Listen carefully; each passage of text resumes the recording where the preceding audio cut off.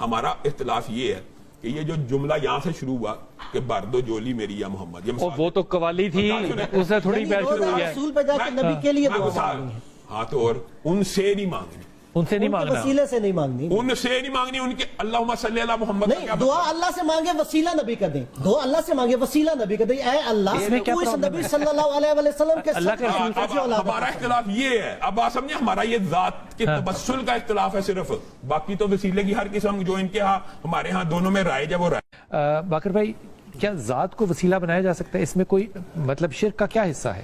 مانگنا تو آپ نے اللہ سے ہے۔ صحیح ہے۔ اب دیکھیں بلال بھائی، سب سے پہلے اب وسیلہ ہم اس ذات کو بنائیں جو موجود ہے یا اس کو بنائیں جو دنیا سے پردہ فرما گئی؟ وسیلہ تو ہے نا، جی غیر اللہ سے ہی طلب کر رہے ہیں نا۔ اب اگر ہم کہیں سامنے ہے اس سے ہم مانگیں تو شرک نہیں ہے، اگر سامنے نہیں ہے تو پھر مانگو تو شرک ہے۔ او بھائی ہے تو غیر اللہ دونوں صورتوں میں، غیر اللہ تو دونوں صورت، اگر غیر اللہ ہے تو دونوں صورتوں میں وہ غیر اللہ ہے۔ یعنی اگر ایک ہم کہتے ہیں نبی صلی اللہ علیہ وآلہ وسلم ہمارے سامنے ہم وسیلہ بنا رہے ہیں، وہ کہ جی جائز ہے، اب ہم کہ وہ دنیا سے پردہ فرما گے اب نہیں بنانا، اب وہ ناجائز ہے۔ بھائی دونوں صورتوں میں نبی وسیلہ بن رہے ہیں، ایک صورت میں آپ کے شرک، دوسرے میں شرک نہیں ہے۔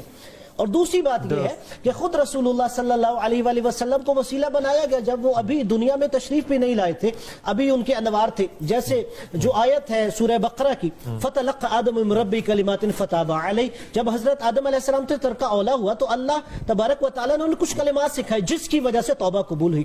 تفسیر در منصور میں علامہ جلال الدین سیوطی اہل سنت عالم انہوں نے لکھا، جب صحابہ نے کہا یا رسول اللہ وہ کون سے نام ہے کہ حضرت آدم علیہ السلام نے ان کے وسیلے سے دعا مانگی اور اللہ نے وہ کلمات سکھائے۔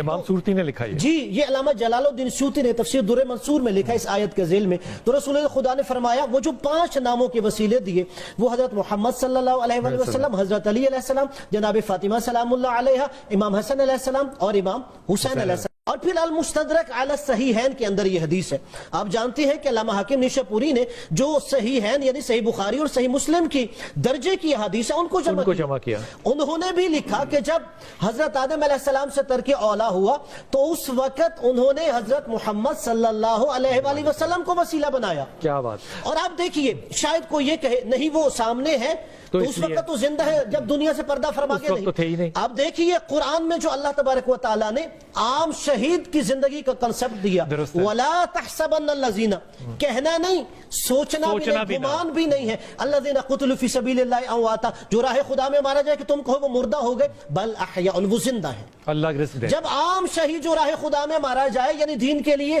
اس نے تھوڑے سے چند لمحے گزارے ہیں، وہ زندہ ہے۔ جس نبی نے سارا دین پہنچایا، جو نبی ہمیشہ دین کے سربلندی کے لیے کام کرتے رہے،